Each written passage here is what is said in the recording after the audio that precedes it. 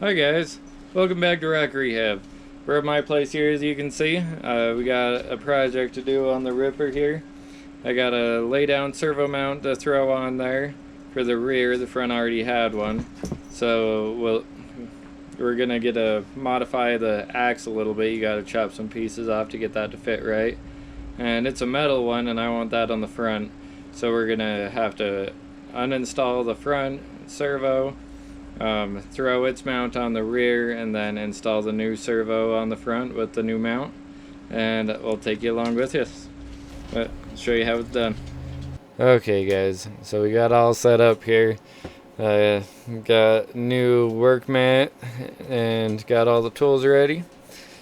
So this servo change is a little bit different than most of them are, because normally you can just take the body right off and it's not a problem. You can see everything right there. So the first thing I gotta do on this is take these guys off.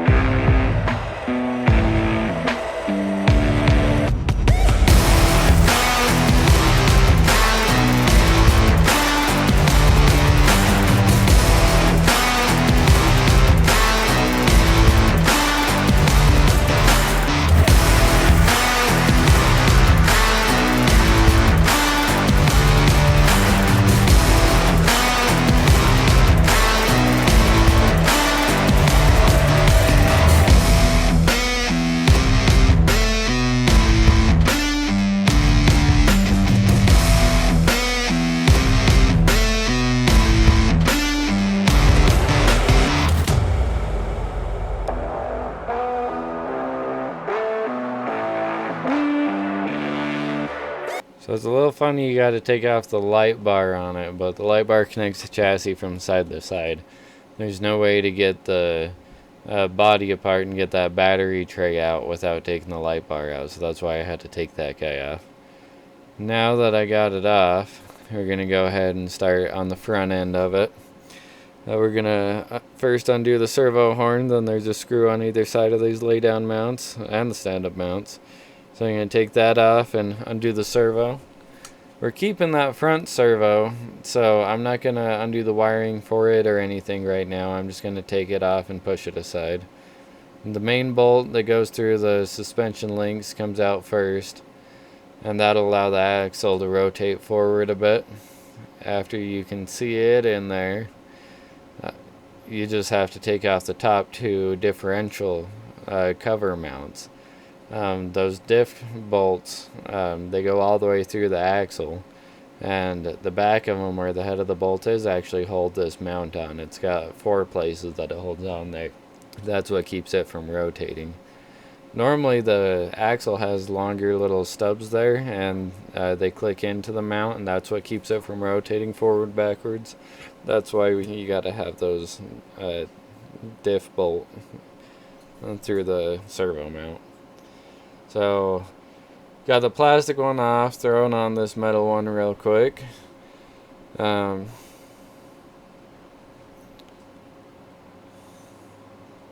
lost one of the screws, so I ended up finding a different one here.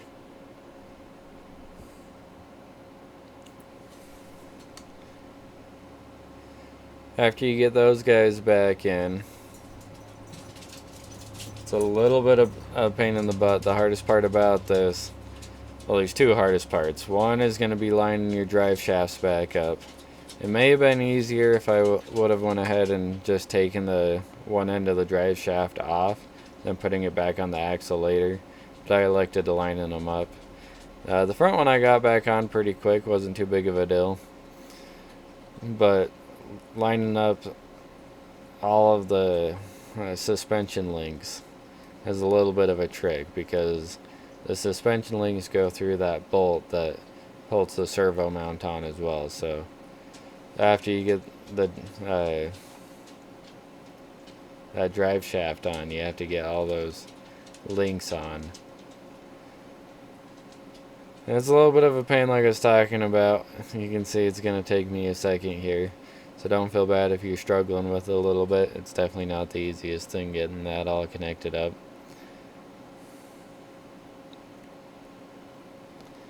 Also, you'll notice with my links there, instead of having one long one that goes to one tire and then one that goes from side to side, I'm trying to get a little bit more clearance. I did two short ones.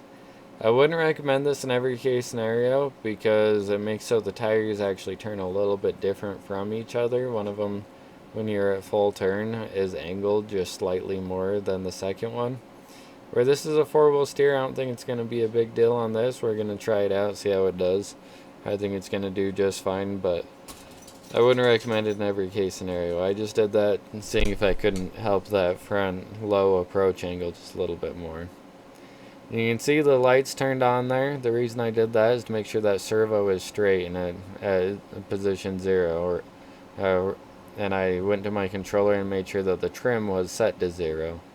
That way when you put the servo horn on, you put it on perfectly straight and your links are going to be straight on and you're not going to have to adjust your trim later. Now that I got that front one on, I'm ready to work on the back one. And the back one, I am replacing the servo. So I'm going to take my battery tray out there. And if you have a ripper body, you won't have this problem. That's a custom piece that I made, relocating the battery, because that rear servo goes where the battery is supposed to go by stock design on the Mias Ripper chassis. So I had to get that guy out. That's the reason I had to take the whole roof and everything off. And all my servos connect right there underneath the battery tray. I just have the ESC and the radio receiver glued onto the bottom of the battery tray. So I went ahead and figured out which one I had unplugged there. If you're noticing that the wires are black, I just got a Sharpie and made them black. Those are the part of the wires that you could see from the top. I'm just trying to make it so the bright red and it's a little bit less noticeable, blends in a little bit more. Trying to hide the wires a little bit. Right there is pointing out the part of the axle that's got to be chopped off. I'm going off screen here because I have to use a Dremel on mine. I have some metal axles, but you have to chop off the top of the axle right there where that upright servo mount connects, like I was talking about earlier. They're a little bit long. It's all shorter for the laydown servo, which is the whole point of it. It lays it down, which does two things. One, it just lowers the center of gravity of the servo, is a big one. A lot of times it can add more clearance. It depends on exactly what frame rails and chassis you're running. With most of stock TRXs, it'll give you more flex, but your axle can't actually drop all the way. There's different upgrade parts you can get to solve that, though. If you get the carbon fiber Endura frame rails, they're actually slightly wider, so with the laydown servo, it gives you a full range of movement. And then the other thing, like I said, is it just laying the servo down gets lower center of gravity. And a third perk is it's actually better on the servo. It gives a little bit more torque being laid down. It changes the angle of how it moves your suspension. Or not your suspension, your steering links. So it makes the servo at a little bit more of an advantage there.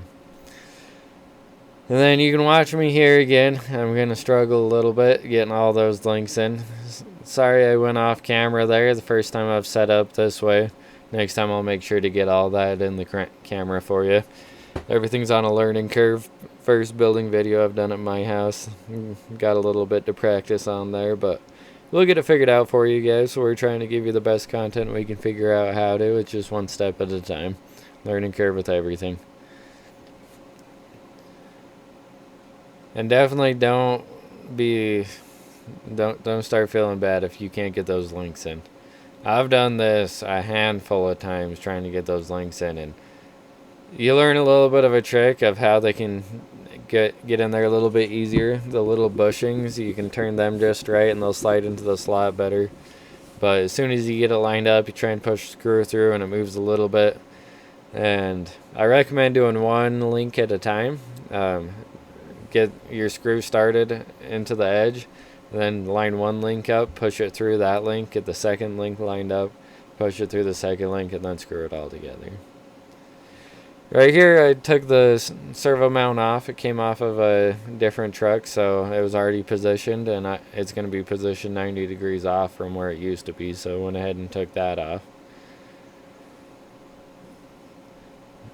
Gonna go ahead and put the 2 bolts into this rear mount, the plastic one.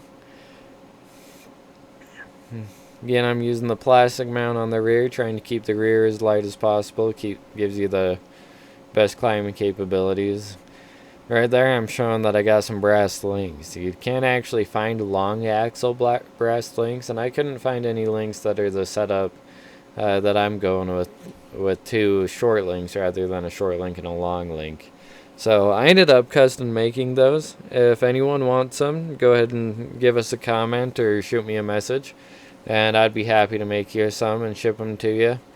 I found some online, and the guy wanted like $60 or something for them. They're not worth that much. We can do a lot better than that. So let me know if you're interested. We can definitely make some more, and there'll be more videos with more custom links coming in the future. Show you what else we can do with them.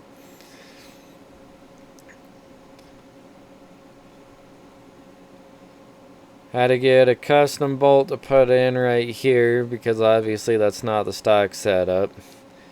And after the video, I actually ended up swapping this around. I made it so that the head of the bolt was going the opposite direction. I put a nut on the front side of it. It looks kind of funny seeing the nut, but that nut was having some clearance problems. Dropped the camera there, gave it a bump with my hand. Had to put it back up right. So if you end up going with this setup, I definitely recommend putting the head of the bolt towards the inside of the car and putting the nut on the outside. Right there, I'm grabbing a knife and shaving the corners of the servo plug off where I don't have the stock Traxxas receiver. Most receivers, you're going to have 2 corners that are kind of beveled flat on just 2 sides, making it so you can only plug it in the correct way and don't get the positive and negative mixed up. Since this isn't necessarily made for an aftermarket receiver, I had to go ahead and shave 2 corners off, that way it would fit my receiver correctly. Had to go through right there, cut, zip tie, re-zip tie some stuff together, get it all neat and tidy in there. And I try and hide the wires the best I can. It's a little bit hard because I have so many wires to hide. I have 3 lighting kits on it. Because there's the headlights is one harness, the rock light slash brake light is a different harness, and the light bar is another one. Right there, I filed the plastic down for some glue. One of my mounting points broke off on my custom battery mount. So if you file the plastic before you put glue on it, that helps a lot with the glue to have something to hold on to and grab and make it so it'll last a lot better. It's something that I probably skipped over being in a hurry the first time I built it. I bet that'll stay on a lot better this time. But I got all that wire tucked away a little bit better, so I'm going to go ahead and put the battery tray back in it. That thing was a lot of fun and a pain to build. You always got to check your stuff afterwards. And you can see that there's a little bit of toe on that front axle. I ended up pulling the suspension links apart and just untwisting each end a turn and a half, or 2 turns, and straighten that right out. On future models of those links, I have some numbers written down. I'll make sure that, well, when they're screwed all the way in, it's going to be 100% correct. But first time building those, like I said, there's a learning curve with everything, so we're getting it figured out one step at a time.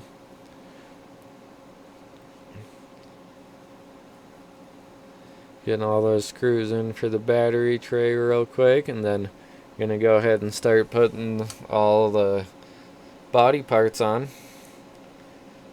Video to look forward to is I'm thinking about painting that a different color. So if you're watching this, let me know what color you're thinking I should leave it. Junior's thinking I should leave it black. He likes the Mad Max vibe. I'm kind of thinking an orange color. I've always loved a burnt orange on vehicles, so I'm kind of partial towards going orange.